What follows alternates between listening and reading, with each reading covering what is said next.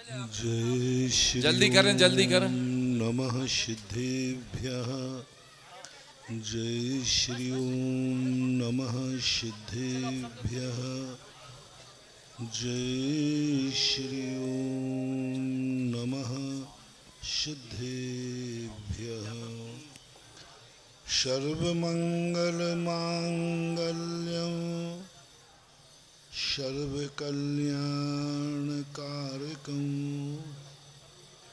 प्रधानं सर्वधर्माणां जैनं जयतु शासनो जैनं जयतु शासनो। पंच परमेष्टि भगवान की आचार्य श्री गुरुवर कुंद कुंद महाराज की आचार्य श्री गुरुवर विद्यासागर महाराज की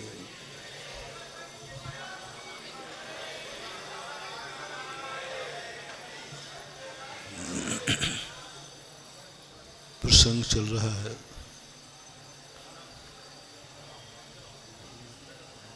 उस चिंता का निवारण करने का प्रयास कर रहे हैं जो चिंता प्रत्येक व्यक्ति के जीवन में है। वो टेंशन कैसे दूर हो, चाहे मुनि महाराज हो चाहे ग्रस्त हो। एक चिंता सबको लगी है। यह चिंता नहीं कि मैं आगे कैसे बढ़ूं, मैं जहां हूं वहां मैं संतोष धारण कर सकता हूं। मैं मुनि हूं, कहो कि महाराज आप संतोष धारण करो, अरहंत बनने की आकुलता मत करो, तो मैं थोड़े से समझाने में मान जाऊंगा, मेरा मन भी मान जाएगा। किसी ने व्रत नियम लिया है, उससे कहें कि भाई तूने व्रत नियम लिया है, इसी में संतोष धारण करो, तो वो भी मान जाएगा। आगे नहीं बढ़ पा रहे कई लोगों से कहो कि कहते हैं महाराज जी हम आगे बढ़ना चाहते हैं, नहीं बढ़ पा रहा है। हम उनको उपदेश देते हैं कि जितना है उसमें संतोष धारण करो, वो मान जाता है। आपसे कहें कि तुम्हारे पास जितना धन दौलत है आकुलता मत करो, जितना है उसमें संतोष धारण करो, तुम भी मान जाओगे। नहीं मानोगे तो मानना पड़ेगा, नहीं मानोगे तो अब मैं कितने ही नहीं मानूं कि नहीं मैं तो नहीं मानूंगा, मैं तो अरहंत बनूंगा ही बनूंगा, करते रहो भी कर, बनना ही नहीं है तो मानना पड़ेगा। तो पहला तो अपन एक सूत्र ले लें, जितना अपना है हम पहले उसमें संतोष की सांस लेना सीख लें, हम ठीक है। इसमें तो सब अपन सब एक है।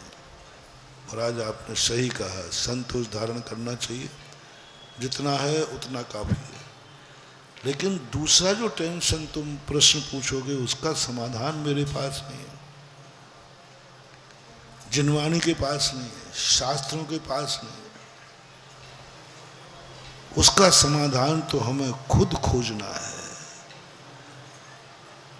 रिपीट कर रहा हूं, पहला समाधान, हम भविष्य की इच्छाएं, हम शेख चिल्ली बनना छोड़ सकते हैं, नहीं करेंगे कल्पनाएं, कुछ जहां हुआ ठीक है। लेकिन जो दूसरा टेंशन जो कल कहा था, मैं जहां हूं यहां तो रुक जाऊंगा, गिर तो नहीं जाऊंगा, ये टेंशन। मुनि को क्या टेंशन है, अरहंत बनने का ज्यादा नहीं है। सुन रहे हो ना, जो व्रत है इसमें दोष न लग जाए। 24 घंटे एक ही विकल्प, चलो तो चलता हूँ एक ही टेंशन, कहीं ईरिया समिति खोटी ना हो जाए, कहीं अहिंसा धर्म खोटा, कोई जीव न मर जाए। पूरे रास्ते में चलते चलते एक ही टेंशन, कोई जीव ना मर जाए। बोलते समय टेंशन, कहीं कोई गलत शब्द। 24 घंटे खाते समय एक ही टेंशन, कोई गलत चीज ना आ जाए, मेरा मुनिपद। एक ही टेंशन। इस टेंशन से कैसे मुक्ति मिले, बड़ी आफत है।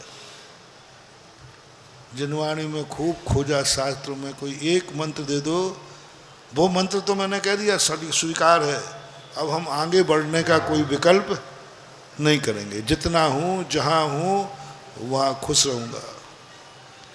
लेकिन दूसरी बात का प्रश्न का समाधान चाहिए कि टेंशन है कहीं मेरा व्रत टूट ना जाए, मैं जहाँ हूँ आगे बढ़ूँ या नहीं बढ़ूँ, कम से कहीं पीछे। ये टेंशन से मुक्ति नहीं मिल पा रही है। कोई मंत्र नहीं, कोई तंत्र नहीं, पूरे साथ को। आप लोगों को भी एक ही टेंशन है, जो है वो तो ठीक है महाराज, कहीं ये तो नहीं चला जाएगा। नहीं है ठीक है, नहीं आएगा धन, लेकिन महाराज जो है वो तो बचा रहेगा। जो कमा लिया है वो तो सुबह तक तिजोरी में मिल जाएगा, कि रात में कोई है। क्या बात, कल कहा था ना, कमा लिया, अच्छी इनकम हुई, थैले में रख लिया। अब बोलो, दिन भर में जो अच्छी कमाई हुई है उसका सुख ज़्यादा है कि अब दुकान से घर तक ले जाने का टेंशन ज़्यादा है। हैं? और वो भी रात है और अकेला स्थान है, और 2 दिन पहले ही घटना है, 2 दिन पहले ही कोई घटना वहाँ पर घट गई थी लीन का। अब उस समय जो कमाने का सुख था और वो वहाँ तक ले जाने का जो टेंशन है, दोनों की तुलना करना, टेंशन भारी पड़ेगा, टेंशन भारी पड़ेगा, कांप जाएगी आत्मा। आनंद तो था, जो था ठीक है गिनते समय, अब जो टेंशन है, जो खुशी दिन भर की, उस टेंशन ने सब मिट्टी कर देता है। आर्त ध्यान हो गया। घर पहुंच गए, घर रखने के बाद कई लोग कमाई बहुत कर रहे हैं, ऊपर की कमाई बहुत है, इतने पुण्य के उदय हैं, कई लोगों के बड़े पुण्य के उदय होते हैं। कई लोग ऐसे भी हैं जिनको मजदूरी भी नहीं मिल रही, कई लोग ऐसे बेरोजगार हैं जिसको नौकरी भी नहीं मिल रही, और कई लोग ऐसे पुण्यात्मा हैं कि नौकरी तो मिली, वेतन भी मिल रहा और ऊपर की कमाई जम के है, जितना चाहे उतना कमा ले। पुण्य का उदय देखो, ऊपर की कमाई करने वाले क्षेत्र जिनको मिल जाते हैं वे बड़े खुश नसीब होते हैं। वेतन तो सब पूरे भारतवर्ष में एक समान मिलता है। एक बार एक ऑफिसर से मैंने पूछा, आप वहाँ ट्रांसफर क्यों चाहते हो? वेतन तो कहीं भी हो जाए, वेतन में तो कमी आने वाली नहीं। बोले महाराज जी आप नहीं पूछो तो। मैंने कहा नहीं, मैं जानकारी लिए पूछ रहा हूँ, वेतन में कमी नहीं कि हाँ यदि ललितपुर में रहा तो वेतन ज़्यादा है, झांसी में वेतन कम है, तो फिर भी मैं मानता हूँ। महाराज जी वेतन तो फिक्स है, उसमें चाहे भारत में कहीं जाओ इस पद पर वेतन तो। पर फिर क्या है वहाँ, क्या है, तेरी ननिहाल है क्या? और बोला नहीं है। तेरी ससुराल है क्या? बोले नहीं है। क्या है वहाँ तू बता दे, क्या सुविधा है वहाँ पर? बोलो महाराज जी आप नहीं पूछो तो अच्छा है, आप गुरु महाराज ने देखो मैं आपकी मर्यादा रखता हूँ। मैंने कही मेरी मर्यादा मत तक, तू तो अंदर की बात बता दे। उनका महाराज जी वो स्थान ऊपर की कमाई का है, बहुत कमाई है, क्योंकि वहाँ जितने धंधे पानी होते सब 2 नंबर में होते हैं, और जहाँ 2 नंबर के काम होते वहाँ ऑफिसरों की पुलिस वालों की, थानेदारों की, वो वहाँ चाहे थे। मैंने गजब पुण्य तुम्हारा। एक तो वो हैं जिनको नौकरी नहीं मिल रही है, और ये कहें कि नौकरी के वेतन के बाद भी तुम्हारा, वो सब कुछ ठीक है। बहुत अच्छा पुण्य का उदय है। अब आपने 2 नंबर की कमाई कर करके घर में रख ली। अब बताओ, वो 2 नंबर की कमाई का सुख ज्यादा है कि छापा न पड़ जाए? छुपाते फिरते हो, छुपाते फिरते हो। 24 घंटे एक ही टेंशन 2 नंबर का है। जिस दिन आ गया उस दिन नौकरी तो चाहे जाएगी, और जेल में ये टेंशन। जितने 2 नंबर के काम करते हैं, अशुभ कार्य करते हैं, उनके आयु कर्म की उदीर्णा होती है। कमाने में नहीं, कमाने में नहीं। वो जो 2 नंबर का धन तुमने घर में रखा है, लेते समय आयु कर्म की उदीर्णा नहीं है, रखने के बाद जो टेंशन है कि यदि छापा पड़ गया, रिश्वत लेते पकड़ा गया, तो नौकरी जाएगी, घर भी जाएगा, जेल मिलेगा। पर उस समय आयु कर्म की उदीर्णा होती है। अपराधी की सबसे ज्यादा आयु कर्म की उदीर्णा होती है, क्योंकि वो डरता है, भय करता है। कमाने में इतनी कोई कर्म की उदीर्णा नहीं है। इसलिए जैनाचार्यों ने सबसे पहले कहा, ऐसा कार्य मत करो जिसके कारण से तुम्हारा इतना डर जाओ कि सो भी नहीं पाओ, इतना डर जाओ कि जो है वो भी छूट जाए, जो है वो भी छूट जाए। ऐसा कार्य नहीं, लेकिन करते हैं। जो व्यक्ति स्वस्थ है, वो व्यक्ति चिंता में है, कहीं मैं बीमार नहीं हो जाऊं। कोरोना के समय मैंने देखा, जिसको कोरोना था वो कम टेंशन में था, जिसको कोरोना नहीं था सबसे ज्यादा टेंशन में था। यहां तक कि हम तक, मैं भी, जनता आते ही मैं भागता था, अरे भाई रोको उनको। दूर दूर से लोग आते, महाराज जी दर्द, अरे भैया तू वहीं से कर ले। मुझे तो यहाँ तक घोषणा करनी पड़ी, यहाँ तक डर गया, इतना डर गया, इतना डर गया कि मैंने माइक से कहा, जो कोरोना के समय महाराज के हम लोगों के दर्शन करने नहीं आएगा, वो ही मेरा सच्चा भक्त है। और जो मेरे चरण छूने का भाव नहीं करे, वो तो परम भक्त है। मुनियों के दर्शन करना और छूना ये सबसे बड़ा पाप होगा। जो मुनि के चरण छुएगा वो मुनि का हत्यारा होगा।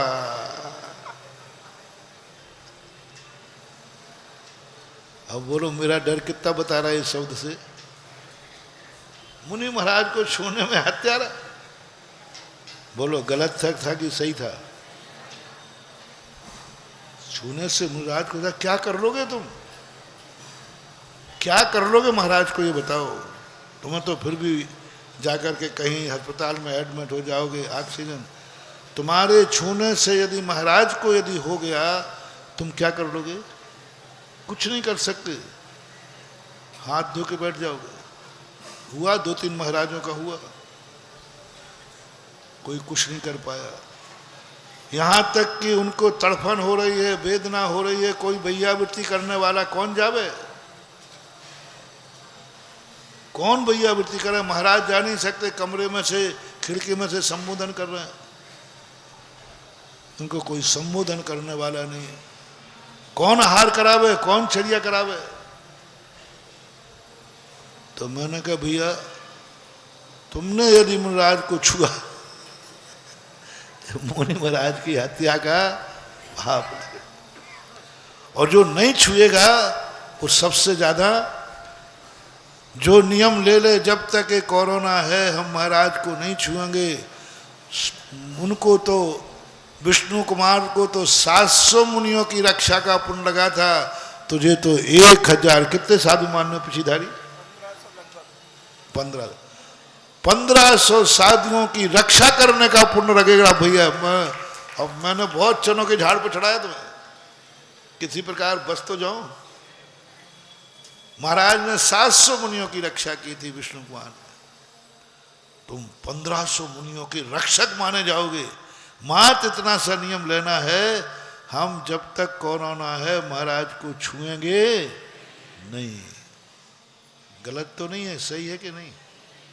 बहुत सही है, बहुत सही है। यानी ये भय मुनिराज तक डर गए। मुनिराज को, आपको भी डर है, हर व्यक्ति एक डर है कि मेरे पास जो है ये चला नहीं जाए। जीने का आनंद कम है, टेंशन है कहीं मैं मर नहीं जाऊं। यात्रा में गाड़ी में बैठने का आनंद है, एक एक पग पर डर किसका है? कहीं एक्सीडेंट, सबको एक डर है। इससे कैसे मुक्ति पाई जाए? और नीति है, समस्या है तो समाधान जरूर है, रोग है तो उसकी दवाई जरूर है। अब अपन को उस दवाई तक पहुंचना है। समस्या है तो समाधान जरूर है, ये नीति है। संसार में ऐसी कोई समस्या नहीं है जिसका कोई समाधान न हो। अब वो समाधान अपन को मिल पाए या न, कोई बीमारी नहीं जिसकी दवाई ना हो। अब वो दवाई हम खोज पाए या न खोज पाए, प्रकृति ने तो दवाई बना दी है। बीमारी है तो दुनिया में दवाई है, बस आप दवाई तक नहीं पहुंच पा रहे। समस्या है तो समाधान है, कोई समाधान समस्या नहीं है जिसका समाधान नहीं हो। इस नीति का आलम्बन लेकर के अब विगत 3 दिनों से उसको आविष्कार कर रहे हैं, ढूंढ रहे हैं, खोज रहे। 3 दिन हो गए खोजते खोजते, कुछ मिले हैं सुराग, कुछ मिले हैं सुराग, जिसमें ये पता चला है कि जैसे तुम भविष्य के संबंध में निश्चिंत हुए हो, ऐसे वर्तमान के संबंध में भी निश्चिंत हो जाओ। तुम्हारा कुछ भी नहीं बिगड़ने वाला है। आगे बढ़ो या ना बढ़ो, लेकिन मैं गारंटी देता हूं तुम्हें कभी एक कदम पीछे नहीं हटाना पड़ेगा। तुम गिरोगे नहीं, तुम जहां हो उससे पीछे नहीं आओगे। इस साल जितने नंबर आए हैं, गारंटी अगले साल उतने तो पक्के हैं, आगे आवे या ना। ये सूत्र अपन को 3 दिन में मिले हैं। उस सूत्रों में अपन ने कल परसों समझा था। पहला सूत्र है जो हमारी ऐसे दिन दिखाता है कि हम ऊंचे से जाकर गिरते हैं, अमीर से गरीब बनते हैं, निरोगी से रोगी बनते हैं, सुखी से दुखी बनते हैं। सोने की लंका से हम फुटपाथ पे आ जाते हैं। आज हमारी हवेली है, कल फुटपाथ है। आज हमारे पास धन अपरंपार है, कल खाने को नहीं। हमारे पूर्वजों के पास अपरंपार धन था और उनके पोतों को देखो क्या हो रहा है। जमीन बेच बेच के खा रहे हैं, वो भी बेच खाई, अब वो भी बेचने को। ऐसे लोग हैं कि नहीं? जिनके पिताजी, जिनके दादाजी धन था, सब कुछ था, आज उन बेटों के पास पहनने को कपड़े नहीं, खाने के लाले पड़ रहे हैं। 2-3 पीढ़ी में ही, 2-3 पीढ़ी में ही। कल इज्जत की बात कही थी। जिनके पिताजी दादा की इज्जत इतनी थी कि भारत के किसी भी कोने में आवाज उठा दें, सारा भारत नतमस्तक हो जाता था। और तुम्हारी हालत ये है कि तुम्हारे घर के लोग ही तुम्हारी बात नहीं मान रहे। तुम्हारी नगर में ही तुम्हारी क्या इज्जत है? घर में ही इज्जत नहीं है तुम्हारी। और तुम्हारे पूर्वज वो थे जिनकी इज्जत स्वर्गों में भी होती थी, जिनकी इज्जत देवता भी करते थे, देवता सम्मान देते थे। देवता कहते थे देखो कोई है दुनिया में मानव, श्रावक, वृत्ति त्यागी, तो फलाना। कथाएं भरी पड़ी हैं। और आज तुम्हारी क्या दशा होगी कि घर के लोग भी तुम्हारी इज्जत नहीं कर रहे, बेटा ही तुम्हारी इज्जत नहीं कर रहा है, भाई ही तेरी इज्जत नहीं कर रहा है, यहां तक कि तुम्हारी खुद की पत्नी तुम्हारी इज्जत नहीं कर रही है, यहां की तुम्हारी छोरी बच्ची भी इज्जत नहीं कर रही है। तुलना करना, कहां वो थे और कहां तुम। तुम्हारी जहां से तुम निकल जाते थे सबके हाथ जुड़ जाते थे, आज तुम हाथ जोड़ रहे हो लेकिन कोई तुम्हें हाथ जोड़ने वाला नहीं है।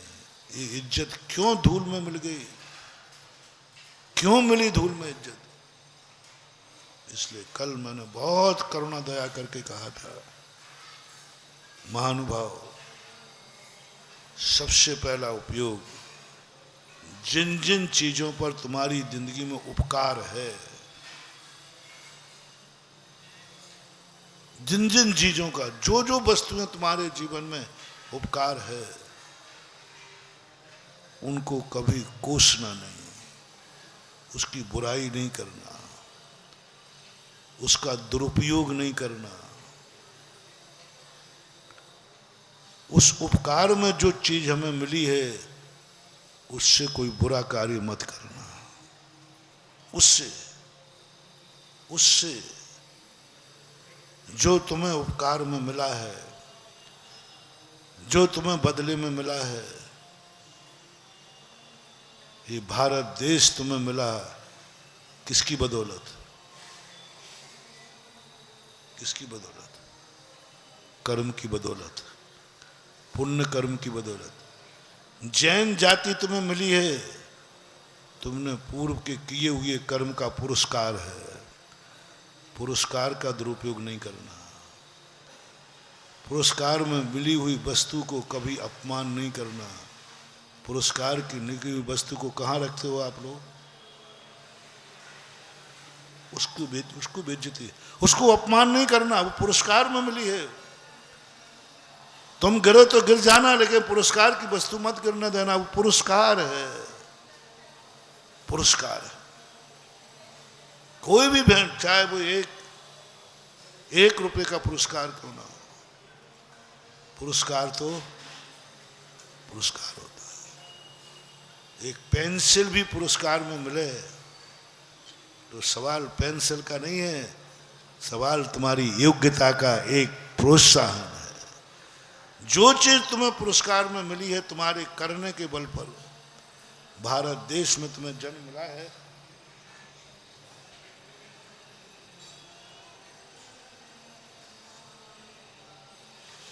पुरस्कार ऐसे ही नहीं मिलेगा। मैंने एक दिन कहा था, ये आर्यखंड किनको बनाया गया है? तीर्थंकरों के लिए। 63 साल का पुरुष, आपके लिए नहीं बनाया गया। आर्यखंड पूरे 3 लोक में छोटे से स्थान है, वहां मां तीर्थंकर 63 साल पुरुषों के लिए वीआईपी बनाया गया है। जैसे पूरे पंडाल में कभी कभी एक सफेद चादर बिछा देते ना आप लोग, क्यों? वीआईपी। पंडाल बड़ा होता है कि वो सफेद चादर का स्थान बड़ा होता है? पंडाल उसमें आप बैठिए, उतने तीर्थंकरों के लिए बनाया गया, 63 साल का पुरुषों के लिए बनाया गया था। क्या गजब, क्या गजब तुम्हारे कर्म ने क्या शोर संभलाया, क्या इज्जत कमाई, क्या शान कमाई, कैसे किया इस कर्म ने सेटिंग, ये समझ में नहीं आई। जो कुर्सी, जो स्थान 63 साल का पुरुषों को है, 10-10 भाव के पुण्यात्मा को है, उस सफेद चादर पर बैठने की सेटिंग कैसे की तुम्हारे कर्म ने? तुम्हारे लिए तो वो चादर बिछी भी और एकाएक माइक से आवाज आई, फलाने चंद भी आगे आ जाए। अरे तुमने क्या किया भैया? तीर्थंकर प्रकृति का बंद किया होगा। आप सब तीर्थंकर होंगे हैं? नहीं, चक्रवर्ती तो हो ही जाएंगे। एक भी नहीं हो, एक भी 63 सलाका पुरुषों में नहीं। और स्पष्ट आगम में लिखा है कि 63 सलाका पुरुषों के लिए ये 5 मलेच्छ खंडों के बीच में छोटा सा आर्य खंड होता है, ये उनके लिए बनाया गया। थैंक्स कह दो एक बार कर्म को। वो तीर्थंकर जब जन्म पाए, जब तीर्थंकर प्रकृति का बंद किया। हमने आपने तो कुछ भी बंद नहीं किया, अपने कर्मों ने कैसी सेटिंग की। मैं बहुत बार अपनी किस्मत को बहुत धन्यवाद देता हूं। मैं अपने कर्मों से बिल्कुल नाराज नहीं हूं। और जो कर्मों को दुष्ट कहता है, कर्म दुष्ट है, ये है, मैं कहता हूं ये मूर्ख है। पहली बात, 2 दृष्टि से कभी कर्मों की बुराई नहीं करना। कर्म बहुत बड़ी न्यायालय है। न्याय का मंदिर निंदनीय है कि वंदनीय है? वंदनीय हो या ना हो, लेकिन निंदनीय तो न्याय का मंदिर, न्यायालय है। जजा सजा दी जाती है, बरी किया जाता है। कर्म एक बहुत बड़ी अदालत है। कर्म एक बहुत बड़ा मजिस्ट्रेट है, न्यायाधीश है, जो अच्छे बुरे का निर्णय करता है, सजा देता है। कह के देखो एक आध बार न्यायालय को, फलाना न्यायाधीश ये है, दुष्ट है, निर्दयी है, ये कुछ भी शब्द जोड़ो, ध्यान रखना शब्द निकालते ही राष्ट्रीय कानून लग जाएगा। चाहे हारो चाहे जीतो, माननीय न्यायालय कहना ही पड़ेगा। किसका निर्णय है? किसने निर्णय? माननीय मजिस्ट्रेट, कहना ही पड़ेगा। जितने वकील खड़े होते, चाहे कैसे ही हो, मजिस्ट्रेट को ऑनर है, ऑनर बोलते, ऑनर है मजिस्ट्रेट, कहना ही पड़ेगा। उसका आप अनादर नहीं कर सकते। सजा देने वाला भी मजिस्ट्रेट को बुरा नहीं कह सकता, मजिस्ट्रेट की बुराई नहीं कर सकता। मजिस्ट्रेट को अशुभ शब्द नहीं बोल सकता, सजा मिले। और हमने क्या मचा रखा है? कर्म न्यायाधीश है, वो न्याय करता है। कर्म अच्छा किया तो सजा देगा, बुरा किया तो सजा देगा, अच्छा दिया तो पुरस्कार देगा। न्यायाधीश है। और हमने शास्त्र में भर रखा है कर्म न्यायाधीश है, कर्म दुष्ट हैं, बहुत दुष्ट हैं, मन माने दुख दें, काऊ से नहीं डरे जी। गलत बात, गलत बात। जब वो तुम्हें दुख दे रहा है तो ये समझना मुझे अपराधों की सजा दे रहा है, न्यायाधीश है। चलो महाराज जी, सजा देने वाले को हम बाहर से कुछ भी कहलाओ, अंदर से तो हम उसकी प्रशंसा नहीं करेंगे। हम कर्मों की प्रशंसा नहीं करेंगे क्योंकि वो मुझे दुख देते हैं। हम उस मजिस्ट्रेट की प्रशंसा नहीं करेंगे जिसने मुझे सजा बोली, जिसने मुझे फांसी लिखी, जिसने मुझे जेल दिया, चाहे भली वो सही दिया है। मैंने अपराध किया था, उसने सजा भी सही बोली है, तो भी बोलो सजा बोलते समय उस मजिस्ट्रेट के प्रति तुम्हारा क्या भाव होता है? भगवान से बोलते हैं, भगवान मजिस्ट्रेट की बुद्धि पलट दो, अपराध तो मैंने किया है लेकिन मैं बरी हो जाऊं। चलो तुम गृहस्थ हो, तुम इतनी उदारता नहीं रख सकते, इतनी उदारता नहीं रख सकते। तो जिन कर्मों ने तुम्हारे किए का पुरस्कार दिया है, उतना तो उसको धन्यवाद दे दो। मैंने पहले कहा यदि उपकार किया है उसको तुमने थैंक्स नहीं कहा तो तुम्हारा डाउनफॉल निश्चित है। तुम नियम से पीछे आओगे, तुम नियम से भ्रष्ट होगे, तुम्हें कर्म ऐसी दशा में ले जाएगा कि तुम आंसू पोंछने को रुमाल भी नहीं मिलेगा। ऐसे गिरोगे कि चढ़ने का आनंद तो पासंग में ले जाएगा और गिरने की चोट खतरनाक होती है। किसी भी स्तर से गिरो, गिरने की चोट बहुत खतरनाक होती है। व्रत लेने का उतना आनंद नहीं है, उतना पुण्य नहीं है, लेकिन व्रत को टूटने का जो वो दंड है वो पुरस्कार से भी निकृष्ट है। मुनि पद लेने पर भी उतना पुरस्कार नहीं है, लेकिन मुनि पद से गिरने पर बोलो ऐसी चोट है। साधु का घर दूर है जैसे पेड़ खजूर, चढ़े तो मावा को चखे, गिरे तो चकना चूर। वो लोग खजूर पे चढ़ गया, खजूर मिल गए, उसके खाने का आनंद और गिर के जो हड्डी पसली टूटी उसका दुख, दोनों का तुलना होता। बहुत अच्छा उदाहरण दिया है कबीर दास ने। इन दोनों में से ज्यादा किसका होगा? खजूर खाने का आनंद, और उसी समय चूरे नीचे गिरे, चकनाचूर, हड्डी पसली टूट गई। अब वो कहो कोई बात नहीं, खजूर खाने का आनंद तो आ ही गया, अब रोना मत, रोना मत।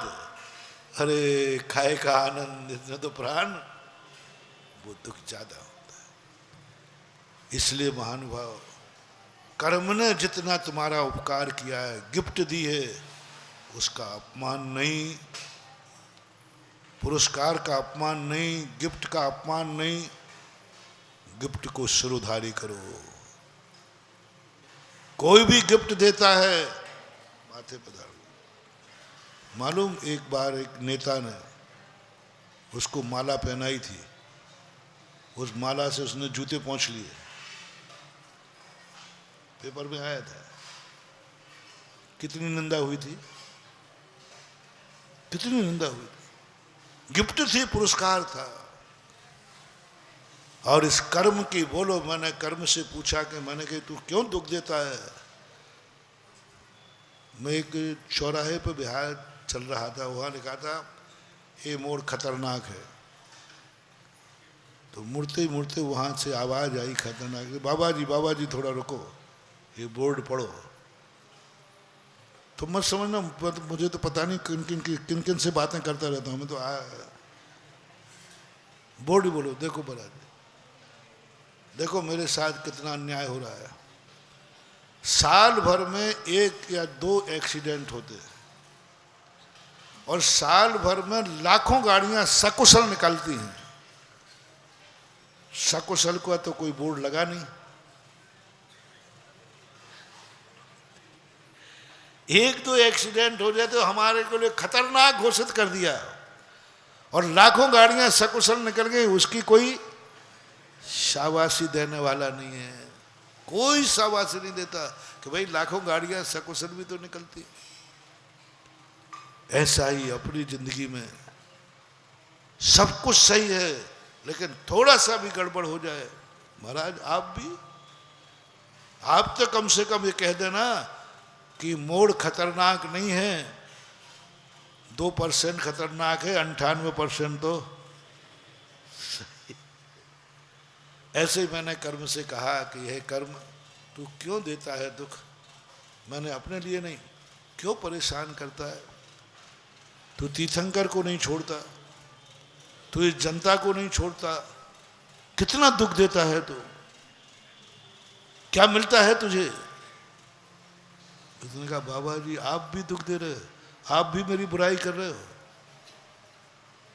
लो तो सुनो मेरी कहानी, सुनो मेरी कहानी। मैंने कितना उपकार किया है इनके ऊपर, मैंने कितनी सेटिंग की है इनको इस सफेद चादर तक लाने के लिए।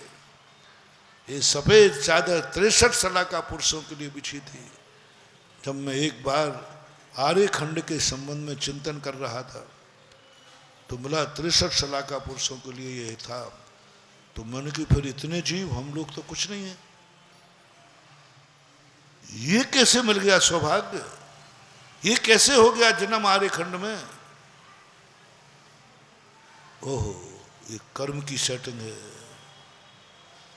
कितनी सेटिंग मिलाई, कितनी सेटिंग मिलाई, कितना सब यहां वहां से मिला करके और हमारी आत्मा को सफेद चादर पर जाकर जन्म दिला दिया। अपन आर्य खंड में जन्म, आर्य पुत्र हैं अपन।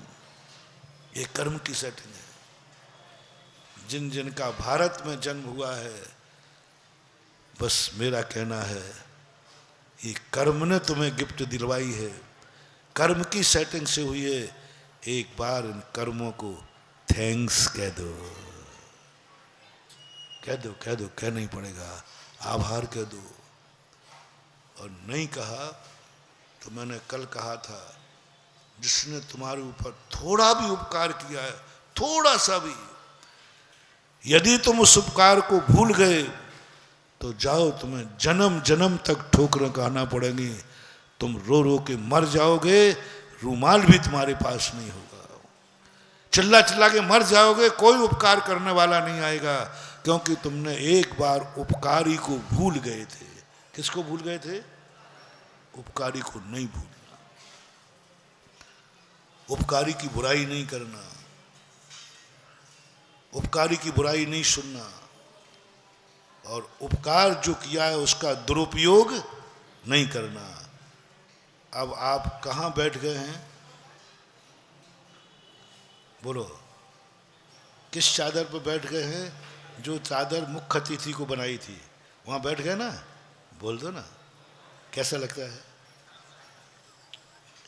हम देखते रहते, कई बार रस्सी बंधी रहती ना सफेद चादर, सब लोग पीछे बैठो, यहां मुख्य अतिथि बैठेंगे, क्या के वो 20 सभा में एक यूं यूं खिसकता है, वो रस्सी के नीचे आके बैठ जाता। कुछ तो लगता होगा, आनंद की अनुभूति आती, इतना आनंद आ रहा है। मैं 63 सलाका पुरुषों में नहीं हूं, फिर भी मेरा जन्म आर्य खंड में हुआ। आनंद, आनंद, अनुभूति, इतना वीआईपी मेरे कर्मों ने किया। जब जब तुम्हारा भारत में जन्म हुआ, एक बार कर्म को थैंक्स कहो और एक वचन दो, हे कर्म, तूने इतनी सेटिंग करके मुझे आर्य खंड में जन्म दिलाया है, अब मैं इस आर्य खंड को कभी गंदा नहीं करूंगा, क्योंकि यहां उन्हीं का जन्म होता है जो इस चादर को गंदा। और तुम्हारी आदत क्या है? उसी से नाक पोंछने की। तुम्हारी आदत क्या है? बारात के जन्माशय की बात बताऊं, क्या आदत है? उन लोगों ने तुम्हें सफेद चादर बिछाई है और ऐसा गद्दा उठाते हैं, उसी के नीचे पीक कर देते। जन्माशय तुम्हें सजाया है और हर जीने का कोना देखो धर्मशालाओं का, और तुमने वो चादर कैसी छोड़ के गए आप? और तो छोड़ो, धर्मशाला का कमरा कैसा मिला था और छोड़ के कैसे गए? इतना गंदा। जो सामान गंदा होता है तो होता है, तुम तो और गंदा खोल के फेंक के और जाते हो। एक दिन तुम्हारा जन्म उस नाली के किनारे होगा जहां तुम झाड़ू भी लगाओगे तो भी गंदगी दूर नहीं होने वाली है। धर्मशाला का कमरा तुम्हें साफ मिला था, तुम गंदा छोड़ के जा रहे। इसलिए मैंने तुमसे एक बार बचाया था, मंदिर में जब तुम आते हो तो मंदिर तुम्हें शुद्ध कपड़ा देता है, 16 का धोती दुपट्टा देता है, तुम लौट करके क्या लौटा के जाते हो? बोलो, ये गलती मत करना। या तो मंदिर का 16 का कपड़ा लेना नहीं, मंदिर के कपड़े लेना नहीं, और ले लिए हैं तो मंदिर को गंदा कपड़ा लौटाना नहीं, साफ दिया था साफ करके लौटाओ। पहनने के पहले तुम्हें 16 का कपड़ा मिला था, धुला हुआ कपड़ा मिला था, पूजा के बाद आकर के स्वयं धो करके और सुखा करके वापस करो, ये बराबरी का सौदा है। तुम गंदा कपड़ा लौटाते, उन्होंने साफ दिया, जिंदगी गंदगी में ही तुम्हारी जन्मेगी। धर्मशालाओं के गंदे कपड़े करके जाते हो, गंदगी चला करके। डस्ट का डिब्बा रखा हुआ है लेकिन वहां नहीं डालेंगे, डिब्बा रखा हुआ है वहां नहीं डालेंगे, जहां देखो वहां गंदगी। और सबसे ज्यादा गंदगी होती है, किसी धर्मशाला में गंदगी हुई है, समझ लेना वो कोई जैनी रुक के गया है बनिया, बहुत गंदगी कर, बहुत गंदगी कर। उस समय ऐसा कर्म का बंध होता है कि यदि आयु बंद हो जाए तो तुम्हारा जन्म उस माँ बाप के होगा जो नालियों के किनारे आवास करते हैं, नालियों के घूरों के गंदगी में रहते हैं, फुटपाथों पर रहते हैं, क्योंकि तुमने एक ऐसी गंदगी का रूप धारण किया। इसलिए एक वचन दो कर्म को, पहला तो कार्य करो। आप लोग आर्य खंड में जन्मे हैं कि नहीं? बोलो, गर्व है कि नहीं? अच्छा है कि नहीं? ये किसने दिलाया? कर्म ने, हमें तो खबर ही नहीं थी। अच्छा कर्म हमने किया था, लेकिन पुरस्कार किसने दिलाया? कर्म ने। एक बार कर्म का आभार मानो। ये कर्म, इस कर्म बहुत तुम पे फिदा हो जाएगा। इसने सारी दुनिया में निंदा ही निंदा सुनी है, आज प्रशंसा सुनकर के वो आश्चर्यचकित रह जाएगा। एक बार यहाँ कहीं मूर्ति की चोरी हुई थी, आटा मंदिर में शायद चतुर्मास था। उस समय यहाँ नहीं, कहीं की मूर्ति होगी, बांसी बांसी बांसी है ना, बांसी बांसी में चोरी हुई थी और पुलिस वालों ने पकड़ा था।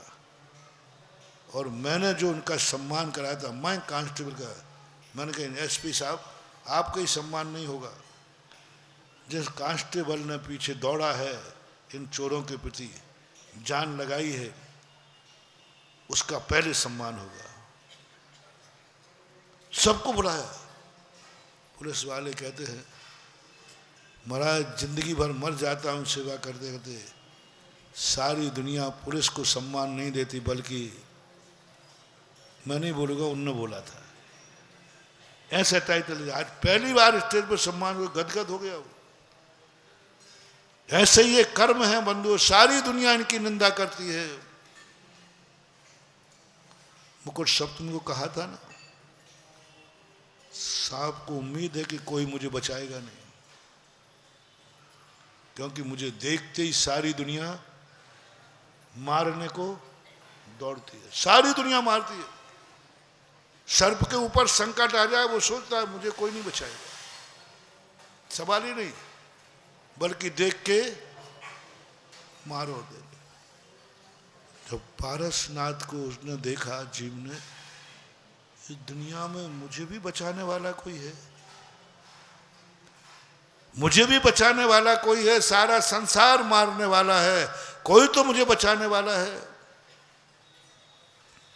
क्या निदान बंद किया, क्या परिणाम किया, मुझे भी कोई प्रशंसा कर रहा है, मेरी भी कोई चिंता कर रहा है, मेरे भी बचाने के लिए आ गए। और कौन? छोटे मोटे नहीं, त्रिलोकीनाथ, तीर्थंकर, नौकराचार्य, वो स्वयं मुझे बचाने आ गए। मैंने कहा था ना, किसी दुखी को जिसका किसी ने आंसू नहीं पहुंचे हो, तुम पहुंच देना, वो जन्म जन्म तक तुम्हारा दास बन जाएगा। तुम किसी के दुखिया के काम, जिसका कोई नहीं है, उसके तुम हो जाओ खड़े। जिसने आशा छोड़ दी है कि अब मुझे कोई बचाने वाला नहीं है, तुम जाके पहुंच जाओ, नहीं मैं तो हूं। नाग नागिन ने सोच लिया कि मुझे कोई, पहली मैं नाग नागिन, दूसरा मैं वो ठूंठ में हूं, जिस ठूंठ का जहां दरवाजा है, वो दरवाजा कहां है? अग्नि में रखा हुआ है, मैं निकल ही नहीं सकता। अंतिम सोच लिया मौत है। पर उस समय पारसनाथ की आवाज सुन करके नाग नागिन स्तब्ध रह गए। संगी पंचद्री है, सम्यक दर्शन है उनको, हो सकता है। संगी पंचद्रियां सब जानते, बोल नहीं पाते, सुनते हैं, समझते, सब करते। बचा रहे, तीर्थंकर बचाने आ गए। जब वो धरणन पद्मावती बने, वहां यही उपकार, सारी दुनिया मुझे बचाने वाले थे, ये बचाया, आज अपन को बचाएंगे। थोड़ा आओ विपत्ति में काम, आओ उनके काम जिनकी कोई प्रशंसा नहीं करता, कोई प्रशंसा। पूज्यवर शांति सागर महाराज शम्मेश शिखर की यात्रा कर रहे या कहीं विहार कर रहे थे। एक महाराज समाधि से भ्रष्ट हो गए, मुनिपद से भ्रष्ट हो गए, खाने पीने मांगने लगे, रात में मांगने लगे, यदवा तदवा उनकी मतलब परिणामों से पूज्यवर को पता चला, शांति सागर महाराज को, कि एक समाधिस्थ व्यक्ति समाधि से डिग गया है। उन्होंने यात्रा का रास्ता बदल दिया, बोले मैं उसका दर्शन करने जाऊंगा। उसको सुधारने नहीं, तुम और हम होते तो क्या, चलो मैं चलता हूं, मैं सुधारूंगा उनको।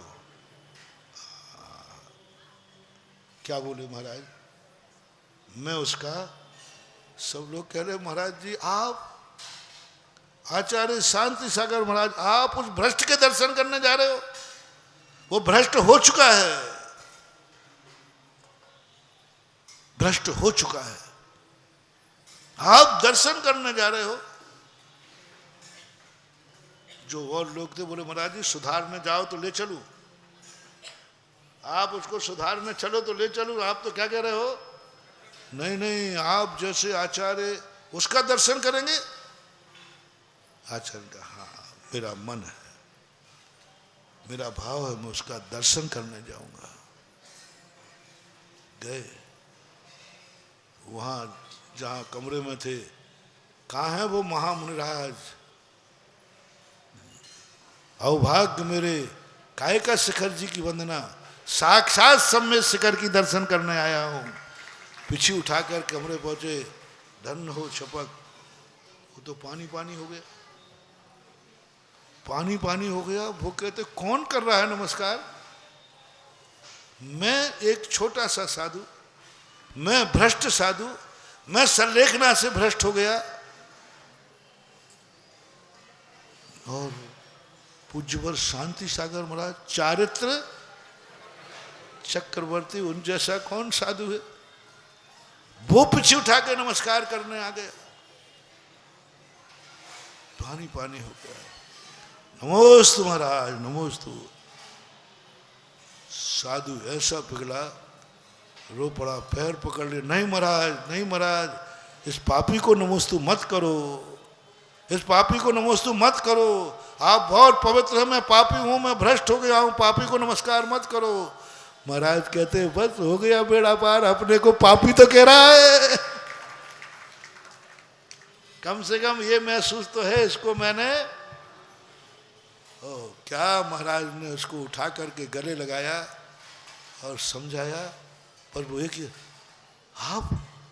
आप मुझ पापी को नमस्ते कर रहे, आप नहीं, तू पापी नहीं है, तूने कितना बड़ा साहस किया था समाधि लेने का, तू पापी कहाँ है, तूने इस पंचम काल में मुनि बनने का भाव किया। पॉजिटिव थिंकिंग देखना, भ्रष्ट हो चुका है। और महाराज क्या कह रहे हैं, अरे तूने कहाँ पाप किया, तूने तो इतना बड़ा इस पंचम काल में मुनि बनने का भाव किया, और मुनि बनने के बाद भी तूने किसका भाव किया, समाधि का, संलेखना लेने का भाव किया। साहस तो देखो तेरा, अच्छे अच्छे महाराज भी संलेखना, तुमने संलेखना का मन बना लिया, और 10-15 दिन तुमने संलेखना से व्यतीत किए, और अभी भी तुम दिगंबर मुद्रा में हो। दिगंबर मुद्रा में हो, ये तो तीर्थंकर का भेष है, ये ड्रेस तीर्थंकरों की है, जिन मुद्रा है। और जिन मुद्रा को मैं नमस्कार नहीं करूं, ओहो क्या पानी हुआ, चरणों में गिर गया, महाराज बचाओ मुझे बचाओ, मैं भ्रष्ट हो गया हूं। महाराज ने उसको संबोधन किया और ऐसी संलेखना हुई, ऐसी समाधि हुई उसकी कि आचार्य महाराज कहते हैं धन्य ये समाधि हमें मिले। ऐसा सुधरा, ऐसा सुधरा। मात्र एक बात पर मुझ पापी को भी कोई संभालने वाला है? चारों तरफ उसकी निंदा ही निंदा, पापी भ्रष्ट हो गया, समाधि से जो देखो वो उसकी। लेकिन पूज्यवर शांति सागर महाराज ने उसकी ये प्रशंसा करके उसको रुलाने के, उसने कहा मुझे नहीं नहीं, अब मैं भ्रष्ट नहीं होऊंगा। गुरुदेव आपका नमोस्तु बेकार नहीं जाने दूंगा। आप मेरे दर्शन करने आए हो, मैं तुम्हारा दर्शन बेकार नहीं जाने दूंगा। जिसका आप दर्शन करने आए हो वैसा मैं रूप बना के रहूंगा। जिसको तुमने नमोस्तु किया है वो पद पर मैं स्थित होकर रहूंगा। आपने छपक को नमोस्तु किया है, आपने संलेखना धारण करने वाले को नमोस्तु किया है, मैं वैसी संलेखना करके दिखाऊंगा। तुमने नमोस्तु किया, आपका नमोस्तु गुरुदेव बेकार नहीं जाएगा। और आसन लगा के बैठ गया,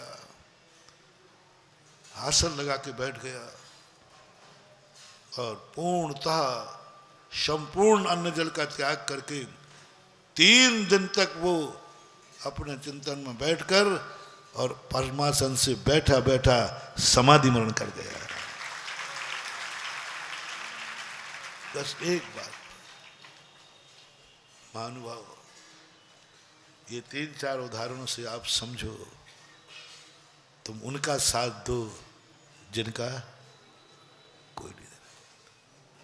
महावीर स्वामी ने देखो, हम लोगों को देखो किसके सामने झुका दिया।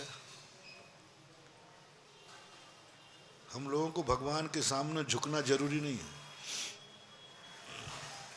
भगवान को अपने सामने, हम भगवान के सामने हमारा झुकना,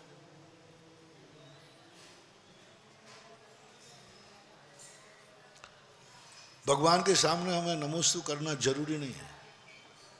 गुरु के सामने भी नहीं, चिन्वाणी को भी नहीं। कर लेते हैं, ये हम लोगों की,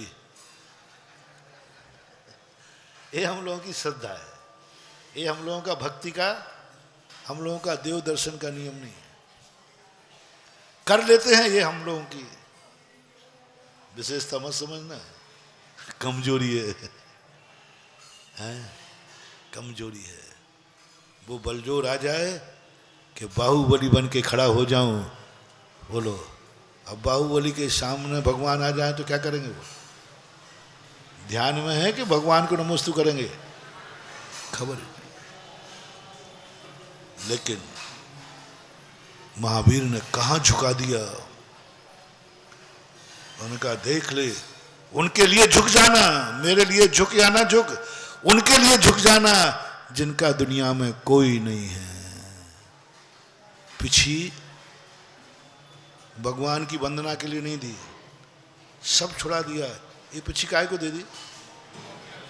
तुम्हें झाड़ा लगाने को? उनके लिए जिनको कोई नहीं बचाता, जिनको जीव मारते ही नहीं है, उसको तुझे बचाना है। यही साधु का सबसे बड़ा अतिशय होता है। साधु की साधना के अलावा जो शक्तियां आती हैं, कहां से आती हैं? साधु के अलावा, साधु के जीवन में भी संकट आते, लेकिन कुछ क्यों नहीं बिगाड़ पाते, क्यों नहीं मन बिगाड़ पाते? सबसे बड़ा साधु का एक नियम महावीर ने दिया, तो उनको बचाना है जिसको दुनिया बचाती नहीं है। दुनिया जिनको मरने पर कोई रोने वाला नहीं है, उनको बचाना है। जिनके मरने पर किसी को दुख नहीं है, बल्कि सारा संसार खुशी मनाता है। विकलत्र, चींटी, खटमल, मच्छर, बिच्छू, सांप, इनके मरने पर तुम दुखी होते हो कि खुश होते हो? कहता उनको बचाओ, और जब तुम उनको बचाओगे तो उनकी दुआ लगेगी। कोई दुनिया में ऐसे भी हैं जो मुझे बचा रहे हैं, कौन बचाता है मुझे? बस उस समय की दुआ तुझे ऐसी पड़ेगी कि जिस तरफ तू हाथ उठा देगा मरे में भी प्राण आ जाएंगे। क्या तमाशा मचा रखा महाराज, आपके आशीर्वाद से हम ठीक हो गए। क्या मचा रखा है हमने? गंधोदक तो क्या कोई ले लो, गंधोदक तो गंधोदक ही है। महाराज आप दे दो, आपके हाथ का गंधोदक देगा तो महाराज जी पक्का है वो ठीक। क्या है आज के विज्ञान के व्यक्ति सुनाओ, महाराज इसमें क्या आपने दिया है हमने लगा दिया। शांति धारा इसमें क्या आपने पढ़ी हम पढ़ देंगे। नहीं, बहुत अंतर। क्योंकि साधु के पास दिन भर में असंख्यात जीवों को बचाता है, उनकी दुआ उनके पास है। और किनको बचाता हूं? जिनको कोई नहीं बचाता, जो जीव पाटे में दिख भी नहीं रहे हैं, आंखों से देख लिया फिर भी पीछे क्यों लगा रहे हैं। एक बार एक अजय आए तो मैं पीछे लगा रहा था, तो महाराज आपको कम दिखता है क्या? आप पढ़ भी रहे थे, आपको कम दिखता है क्या? ये आप क्यों लगा रहे हैं? आप देख लो ना। मैंने कि मैं उनके लिए पीछे लगा रहा हूं जो आंखों से भी देखने में नहीं आते। दुनिया को खबर ही नहीं कि पाटे पे असंख्यात जीव मर जाएंगे। महावीर ने तुम उनको बचाओ, उनको बचाओ। मेरे आशीर्वाद से ज्यादा ताकत उन जीवों की दुआ में है। मेरी भक्ति से भी ज्यादा ताकत उन जीवों की दुआ में है। मैं एक दो बार उदाहरण दे चुका हूं जैन दर्शन का। एक और महावीर ने टाइम सेट किया, मैं इतने बज के इतने सेकंड पर तुम्हें दर्शन दूंगा, भगवान का दर्शन, जिनको दुनिया तरसती। और उसी समय भगवान का आना हुआ, उसी समय हम खड़े होकर पैर उठाया, नीचे चींटी है। भगवान का दर्शन करता हूं तो चींटी मरेगी, और चींटी को बचाता हूं तो भगवान गायब हो जाएंगे। सोच लो किसको करूं, क्या करूं? भगवान की तरफ देखता हूं तो चींटी मरेगी, और चींटी की तरफ देखता हूं तो भगवान गायब हो जाएंगे। भगवान भी रुकने वाले नहीं और चींटी भी। अब दोनों में से एक फैसला करना है मुनि महाराज को। क्या करूं? सोचो, भगवान जन्म जन्म में मिले, किसी को नहीं होते, हमें दर्शन दे रहे हैं। और भगवान कहते देख, एक इसी समय देख ले तो दर्शन हो जाएगा। और देख ले, चींटी मर जाए क्या फर्क पड़ता है? एक चींटी मर भी जाएगी दुनिया में तो कितना नुकसान हो जाएगा? चंद्रसेन, एक चींटी मर भी जाएगी तो नुकसान कितना है?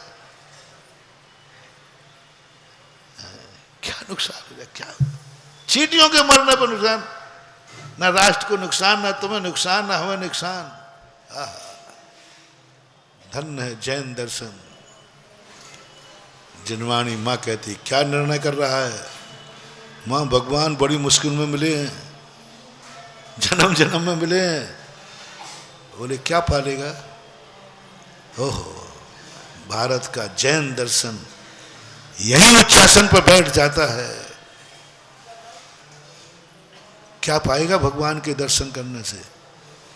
सारा जगत कहेगा भगवान का भक्त है, भगवान का भक्त है, भगवान के लिए इसने सारी दुनिया को मिटाने को तैयार है।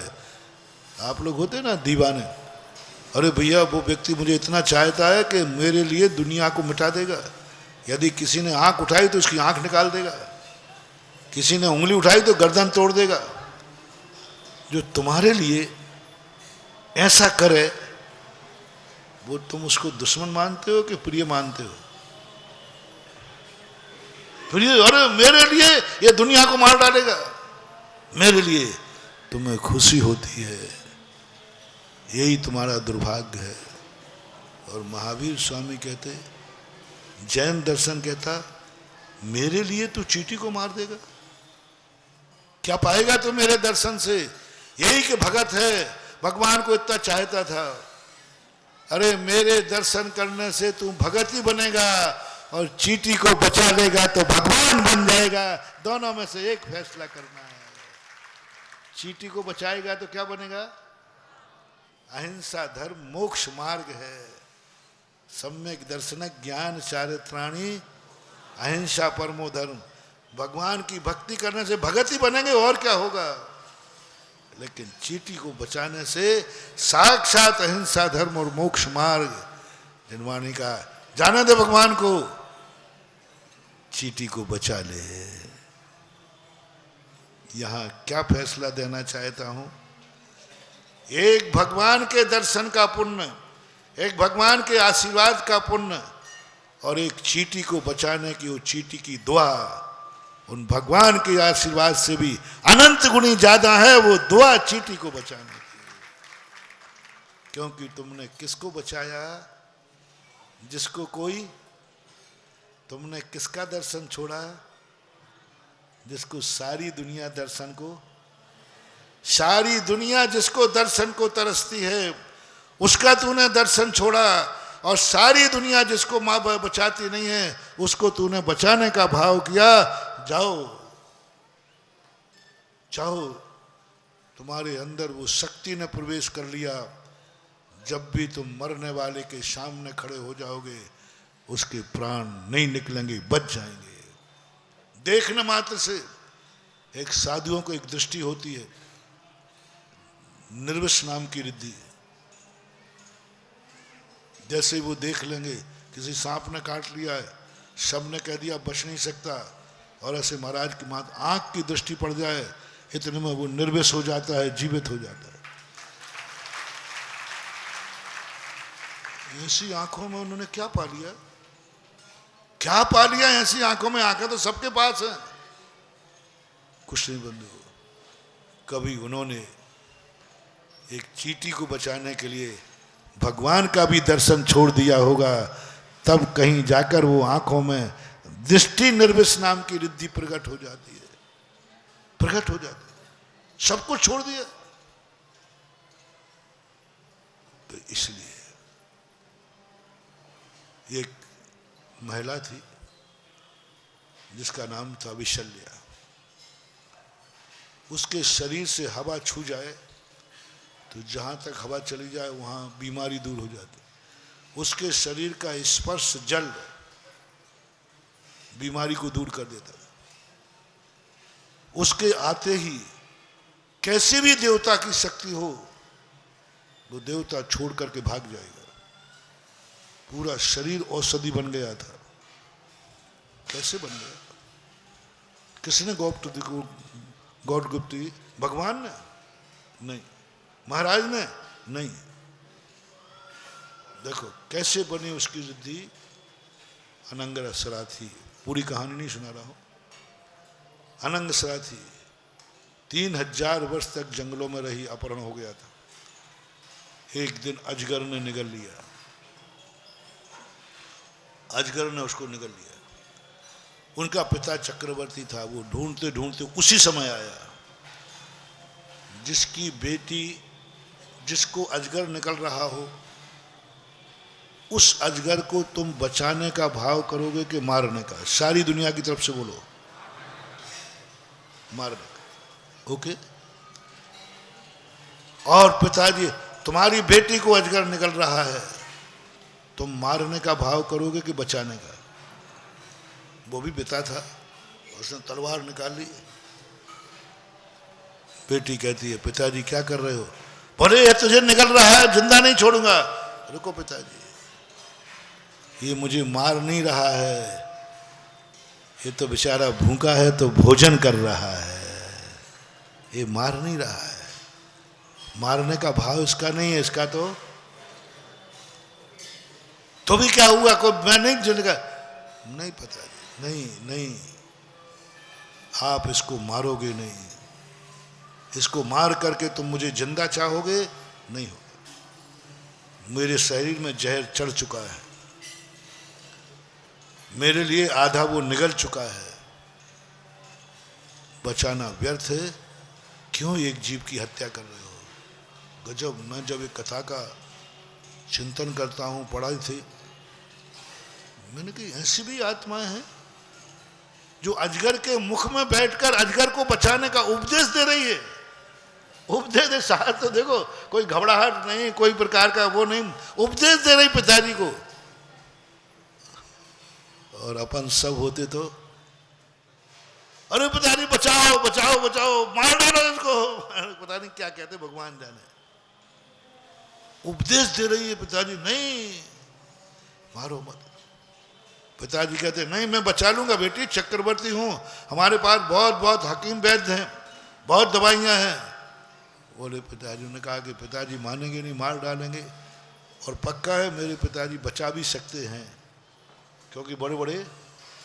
उन्होंने कहा पिताजी बचा के क्या करोगे, जिस समय अजगर ने हमें मुंह में लिया उसी समय हमने संन्यास ले लिया, मैं अन्न जल का त्याग कर चुकी हूं और इस स्थान से मैं बाहर, मैं अजगर के मुख से बाहर जाऊंगी नहीं, क्योंकि मैंने नियम ले लिया है, क्षेत्र न्यास कर लिया है। क्योंकि मैं समझ गई थी कि अब कोई मुझे बचाने वाला, मैंने त्याग कर दिया। यदि तुम इसको मार भी दोगे तो मैं भी बचने वाली नहीं, मैंने सब कुछ त्याग कर दिया। तब भी नहीं माने। पिताजी आपको हमारी सौगंध है, यदि आपने सर्प को मारा तो। पिता देखता रहा, अनंगसरा देखती रही, और पूरी कहाँ चली गई। ऐसा पूर्णबंध हुआ, ऐसा पूर्णबंध हुआ, मरने के कारण नहीं, ऐसे जीव को बचाया जो उसको मार रहा है, ऐसे जीव को बचाया जिसको कोई बचाने का नाम नहीं लेता है। और ऐसा कर्म बंधा, ऐसा कर्म बंधा कि दूसरे यहां जाकर विशल्या बनी, उसका सारा शरीर औषधि बन गया, उसके शरीर का जल जहां चला जाए। जैन दर्शन के अनुसार जब लक्ष्मण शक्ति लगी, वैष्णव दर्शन में तो संजीवनी बूटी आई, जैन दर्शन के अनुसार हनुमान जी को निमित्त ज्ञानियों ने बताया था। निमित्त ज्ञानियों से पूछा कि फलाने देश की राजकुमारी विशल्या को एक ऐसा वरदान है। हनुमान जाकर उसे लेने गए थे और लेकर आए। एक एक कदम जैसे पास को बढ़ती गई लक्ष्मण के पास, अभी पहुंची नहीं है, जैसे ही पास में पहुंचकर अपनी दृष्टि डाली लक्ष्मण पर, उसी समय जो विद्या थी, कौन सी विद्या थी वो, अमोघ लक्ष्मण शक्ति, जैसे वो भागने लगी। और जैसी भागने लगी हनुमान ने पकड़ लिया, कहां भाग रही है। बोले नहीं, ये महान अहिंसक की पूजा। कांप गई वो विद्या, देवता कांप गए। मां देखने मात्र से। यहां भी शिक्षा क्या लेना है, ऐसे जीव को बचाओ जो तुम्हें मार रहा है। तुम्हारी जिंदगी का बहुत बड़ा रूप मिलेगा, बहुत बड़ा रूप, अनंगसरा का बहुत बड़ा रूप समाधि में ले पूज्यवर शांति सागर महाराज का, बहुत बड़ा रूप नाग नागिन का। ये 3-4 उदाहरणों से आपको एक काम करना है, बस जो जीव हमारे जीवन में जिसका कोई नहीं है उसका मैं हूं, जिसका, बोलो, जिसका उसका मैं हूं। बस ये माला फेरना शुरू करो, ये अपनी भावना भाव, मोटिवेशन अपने मन में करो। जिसका कोई नहीं है उसका मैं हूं, जिसको कोई नहीं बचाएगा उसे मैं बचाऊंगा, जिसके कोई आंसू नहीं पहुंचेगा उसके मैं पहुंचूंगा। बस ये भावना तो करो, कम से कम ये भाव तो करो। और अपने जीवन में कभी मौका आ जाए तो उसके जीवन में सहयोग कर देना। तुमने तो एक जीवन में सहयोग किया है, वो तुम्हें 10 जीवन तक तुम्हारा ऋणी हो जाएगा सहयोग। इसलिए महावीर ने कहा तू उनको बचा, मेरे लिए पीछे उठा के नमोस्तु कर लेगा तो कुछ नहीं होने वाला, लेकिन इस पीछी से उन जीवों को बचा लेगा तो ऐसी दुआ मिलेगी कि तेरे आशीर्वाद में, तेरी आंखों में, तेरे मुंह में रिद्धियों सिद्धियां का प्रकट होना शुरू हो जाएगी। उनको बचाने से, उनको बचाने से, भक्ति से नहीं, साधना से नहीं, तपस्या से नहीं, उन जीवों को बचाने से जिसको कोई नहीं बचा रहा है, उनको बचाने से ये शक्ति मुनिराज के आशीर्वाद में आ जाती है। यहां आ गई वो शक्ति। पीछे की शक्ति कहां आ गई? उनको बचाने की शक्ति कहां आ गई? हाथ में। उनके बचाने की शक्ति कहां आ गई? आंखों में। आंखों से देखते। उनकी शक्ति कहां से आ गई? बोलो। मुंह में।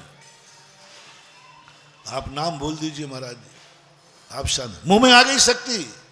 ये शक्ति भगवान की दी हुई शक्ति नहीं है, ये शक्ति है निरंतर उन जीवों को बचाने का भाव जिनको कोई बचाता ही नहीं है। उनको जो ये शक्तियां हैं, ये है कमाई। ऐसे ही आज तुम्हारे लिए कह रहा हूं, कर्मों की आज तक हर व्यक्ति ने निंदा की है, हर व्यक्ति कर्म की बुराई करता है। तुम एक बार कर्म को थैंक्स कह दो, कर्म का आभार मान लो। ये कर्म तुम पे ऐसा लट्टू होगा, ऐसा लट्टू होगा कि तुम्हारी आंख से कभी आंसू नहीं आने देगा। बड़ा आदमी छोटे को एक बार बचाता है और छोटा आदमी, बोलो ना, जन्म जन्म तक याद रखता है। पारसनाथ भूल गए, पारसनाथ ने एक भाव में बचाया, नाग नागिन तो दूसरे भाव में भी याद रह रहा है। बड़े आदमी इतना याद नहीं रखते। एक बार तुम छोटों पर उपकार करो, एक बार करो, वो उपकार कभी भूलेंगे नहीं। एक कर्म पर एक बार उपकार कर दो, कर्म कांप जाएगा। तुम मेरी प्रशंसा कर रहे हो, जैसे उस भ्रष्ट साधु ने कहा कि पूज्यवर आप मेरी प्रशंसा कर रहे हो, वो पानी पानी हो जाएगा। एक कर्म भी पानी पानी हो जाएंगे। एक कर्म अपनी पूरी ताकत लगा देंगे, हमारी आंख में आंसू नहीं आने देंगे। बस एक बार इनका तुमने नकारात्मक देखा है, कर्म दुख देते हैं, कर्म नरकों में पाड़ते हैं, कर्म हमें पापियों के यहाँ पर सब करते, सब देखा है, सब देखा, सब करते पक्का है, इनमें कोई संदेह नहीं।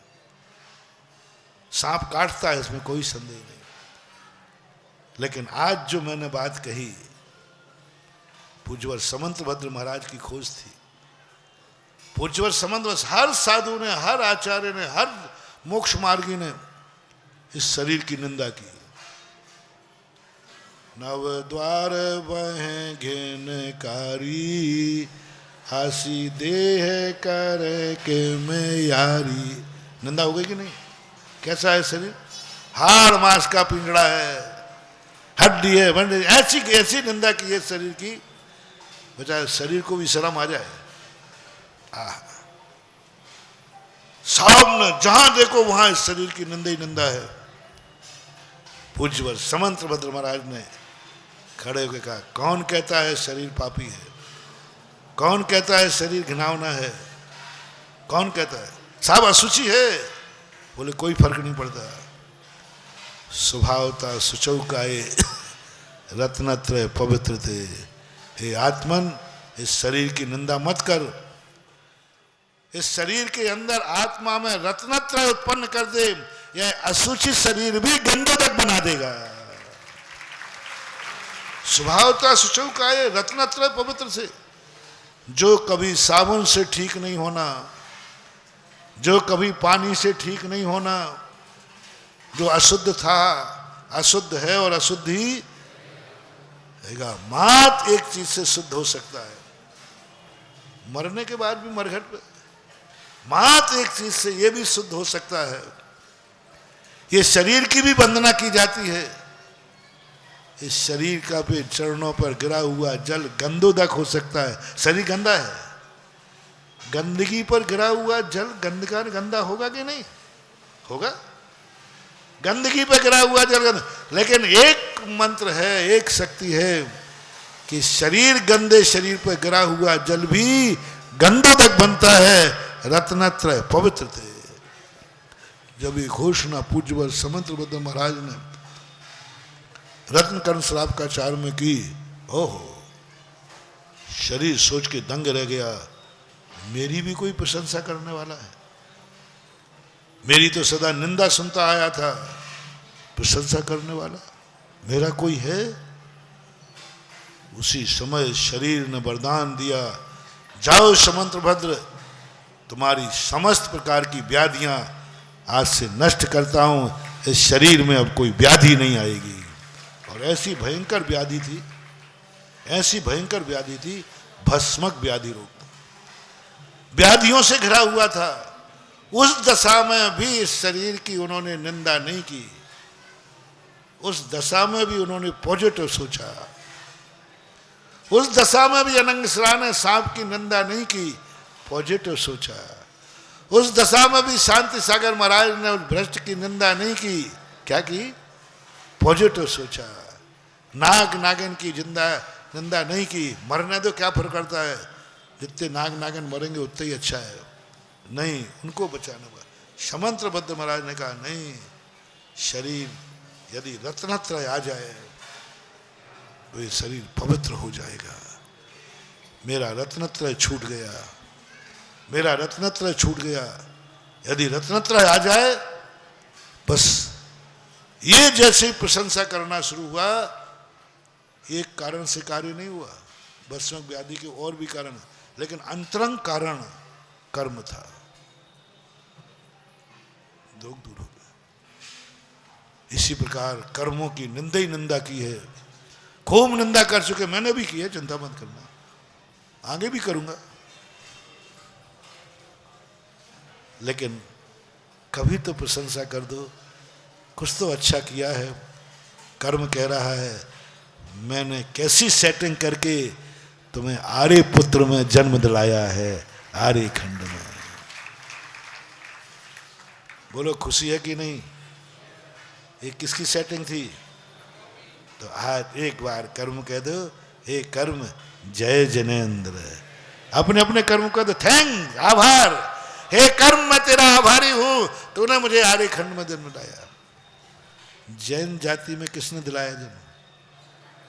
पुरस्कार है, पुरस्कार कह रहा हूं, किया अपन था, भावना अपन भाई थी, लेकिन भावना भाने से बात नहीं चलता। आजकल सोर्स का जमाना है, कर्म ने सोर्स मिलाकर हमें कहां पैदा किया?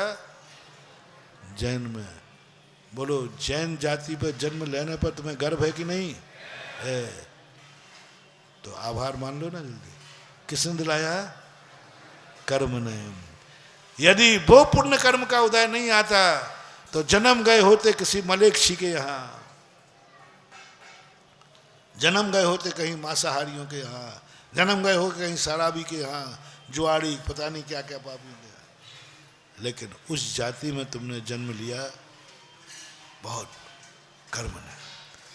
तुम्हें यदि अपने कुल पर गर्व हो, कुल पर गर्व हो कि हमारा कुल बहुत अच्छा है, ऐसा कुल किसने दिलाया?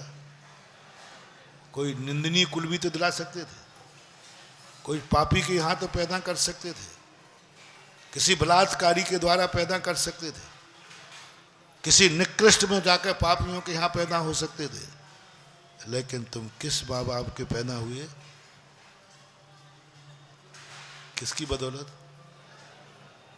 ओह, एक बार थैंक्स कहो, हे कर्म तेरा धन्यवाद, तूने मुझे ऐसे कुल में जाकर के मुझे ये कुल तूने गिफ्ट दिलवाई है। और जैन कुल में जन्म लेने के बाद आज तुम कहां बैठे हो?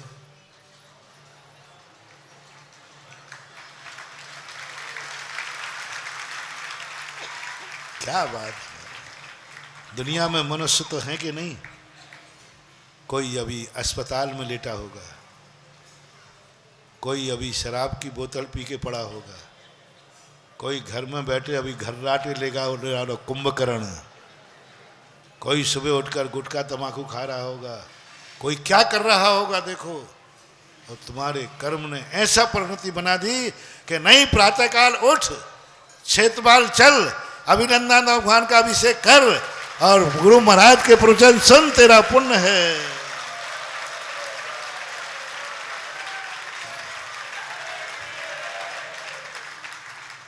यदि कर्म चाहता तो तुम्हें इस चतुर्मास का मुख नहीं देखने देता, कोरोना में ही, कोरोना में ही। कर्म चाहता तो रात में सुबह तुम्हें अस्पताल में भेज देता। भेज सकता था कि नहीं, बोलो ना, भेज सकता था, अस्पताल में भेज देता। जो अब तुम यहां मंदिर में बैठे हो वो कहां होते, किस दशा में होते क्या पता, होश में होते कि बेहोशी में होते, क्या पता क्या होता। हे कर्म, तूने मुझे कितना उपकार किया। आज मैं तीर्थ क्षेत्र पर गुरु के सामने जिनवाणी सुन रहा हूं, ये किसकी बदौलत है। क्या नहीं दिया कर्म ने तुम्हें, क्या नहीं दिया कर्म ने। और इसलिए आज अभी इतना ही, अपना प्रसंग यही चल रहा है, उपकारी की बद्दुआ नहीं। अब बस ये तुम्हें अच्छी चीजें मिली कि बुरी, एक बार और बोलो, अच्छी। बस इनके साथ लगा दो, कुल का, जाति का कभी कोसना नहीं, इनको कभी जाति को, कुल को, इन सब व्यवस्थाओं को कभी दूषित, तुम्हारे कारण जाति कलंकित ना हो, कुल कलंकित ना हो, तुम्हारे कारण से ये धर्म कलंकित ना हो, ये तुम्हारे लिए एक सोचना है। तीसरा, हम इसका दुरुपयोग नहीं करेंगे, जाति का दुरुपयोग नहीं करेंगे, कुल का दुरुपयोग, धर्म का दुरुपयोग नहीं करेंगे, इनका दुरुपयोग नहीं करेंगे। और इनके, जिससे इनकी महिमा, तीसरा चौथा पॉइंट दिया था, जिसने हमारे ऊपर उपकार किया है उसको हम कहीं ना कहीं से सम्मान दिलाएंगे, भारत का मस्तक ऊंचा उठाएंगे, क्योंकि हम भारतीय हैं। हम कुछ ऐसा काम करेंगे जिससे जैन जाति का नाम, मैं ऐसा कोई कार्य करूंगा जिससे जैन, जिस कुल में जन्म लिया है उस कुल का इज्जत बढ़ेगी। मैं कुछ ऐसा कार्य करूंगा जिससे जैन धर्म की शान बढ़ेगी, जैन धर्म का झंडा ऊंचा करूंगा, क्योंकि इन्होंने मेरे ऊपर उपकार किया है। तो आज मैंने आपसे कर्म को जय जिनेंद्र करा लिया। गलत तो नहीं कराया? अंदर से पूछे, सही में उपकार है कि मेरे कहने से कर रहे हो? हमारा पता ही नहीं था, आपने बताया तो लग रहा है सब इसी की माया है। सब कर्म की, थोड़ा सा कर्म अपना सहयोग दे रहा है। जिन जिन का कर्म सहयोग दे रहा है वे कर्म को थोड़ा आभार माने, अपन डरे नहीं। और यदि हमारे बुरे कर्म, और यदि तुमने इतना कर लिया, जाओ, ये कर्म कभी तुम्हें बुरा उदय में आएगा ही नहीं। और इतने उपकार के बाद यदि तुमने इसकी निंदा कर ली, जो इसने पुरस्कार दिया है उसका तुमने दुरुपयोग कर लिया, कान खोल के सुनो, तुम्हें भारत देश दिया, जैन जाति दी, जैन कुल दिया, जैन धर्म दिया, यदि तुमने इसको दुरुपयोग कर लिया, इसको दूषित किया, इसको कलंकित किया, तो जाओ, तुम्हारा ऐसा डाउनफॉल आएगा कि कर्म तुम्हें जैन तो क्या, जैनी के यहां झाड़ू भी नहीं लगा पाओगे। ऐसे दुर्गति, क्योंकि जो अपना ये रास्ता खोजा है, ये रास्ता मिला है, और तो कोई मंत्र है नहीं कि ऊपर से ये टेंशन, अपन ने प्रवचन के प्रारंभ में कहा था ना, ये टेंशन कैसे मिटे कि जहां मैं हूं इससे नीचे, इसका एक कारण है, उपकारी को दूषित मत होने देना, उपकारी की निंदा मत करना, उपकारी को उल्हाना मत देना, और उपकारी ने जो पुरस्कार दिया है उसका कभी दुरुपयोग। आज कर्म के पुरस्कार कितने हैं? आर्य खंड में जन्म मिला, ये पुरस्कार, जैन जाति में जन्म मिला, ये पुरस्कार, उच्च कुल में जन्म मिला, ये पुरस्कार, क्षेत्रपाल में चतुर्मास में बैठे हो, ये पुरस्कार। ये 4 पुरस्कार हैं इन चारों पुरस्कारों का दुरुपयोग मत करना, इनका अपमान मत करना, इनको दूषित मत करना। तो जाओ, जो पुण्य आज तुम्हारा है, नीचे नहीं आओगे, आगे बढ़ो या न बढ़ो, लेकिन पीछे नहीं आओगे। महावीर भगवान की जय।